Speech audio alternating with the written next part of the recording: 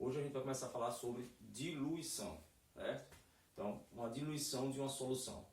Vamos lá, o que a gente pode entender por uma diluição? Bem simples. Diluir nada mais é do que uma diminuição da concentração dessa solução. Muita gente no popular acredita que diluir é dissolver.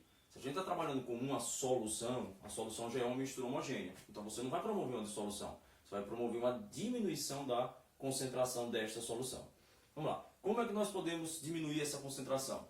Bom, como geralmente os vestibulares vão trabalhar sempre com solutos não voláteis, sólidos, não evaporam facilmente, a gente só tem uma possibilidade de fazer uma diluição, que é justamente com o acréscimo de solvente, que com certeza, né, geralmente, a gente fala que sempre acrescentar água, mas lembrando, você vai acrescentar o solvente, beleza?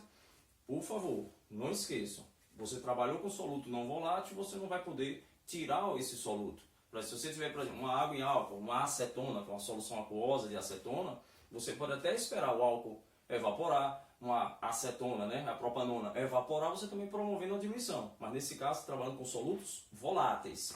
Se o soluto não é volátil, água e sal, água e açúcar, né, compostos iônicos, né, tem altos pontos de fusão, se você tira a água, você vai estar concentrando, não diluindo. Então, se você quer diminuir a concentração, soluto não volátil, acréscimo de solvente. E aí fica fácil, só raciocinar. Você tem uma solução inicial, qualquer. Um volume inicial, uma concentração, eu botei aqui molaridade, mas poderia ser concentração comum, qualquer uma. Inicial. Se eu acrescento um volume de água qualquer, fica lógico que o volume final será a soma que você tem do início, mais o volume de água que você está adicionando. E a concentração final, como a gente acabou de falar, ela vai diminuir. A concentração final será menor do que a inicial. Para quem gosta um pouquinho mais de matemática, pode ficar fácil, né? Que você está promovendo o quê?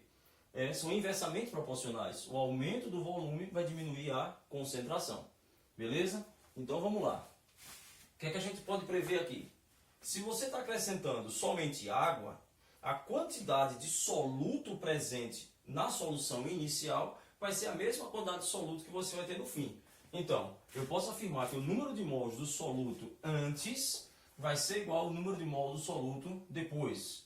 E aí você pode fazer as deduções, né? Quem não gosta de fórmula, calcula o número de mols antes, que vai ser igual a depois. Tudo do soluto que eu tenho antes vai ser tudo do soluto que eu tenho depois. A massa do soluto não vai mudar. Você está aumentando só a quantidade de água. Perfeito?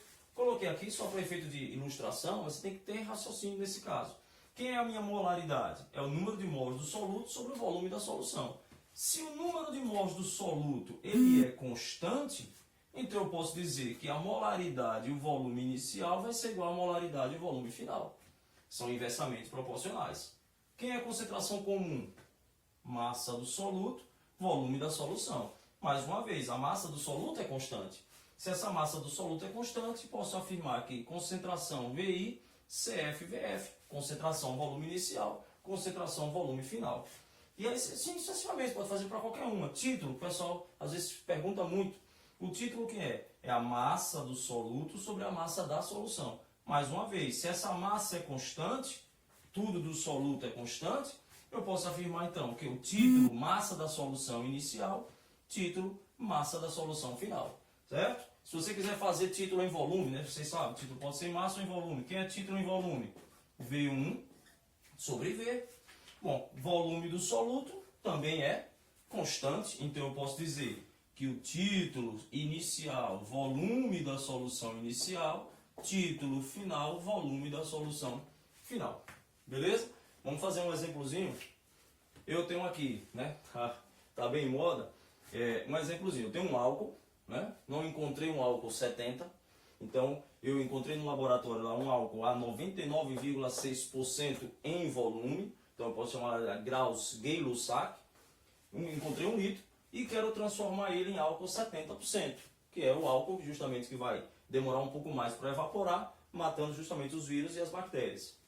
Então, o que eu posso afirmar? Que a gente acabou de ver. Que tudo do soluto que eu tenho antes vai ter a mesma coisa que eu tenho depois. Então, se V1 antes é igual a V1 depois, eu posso dizer que TI VI é igual a TF VF. Coloquei meus dados aqui, TI 99,6, 1 litro, 70 que é o que eu quero, VF. Encontramos que o volume final vai ser de 1,42. Ou eu posso dizer que a quantidade de água que eu preciso colocar será de 420 ml para poder promover essa diluição. Beleza? Espero que tenha tudo entendido. Um grande abraço.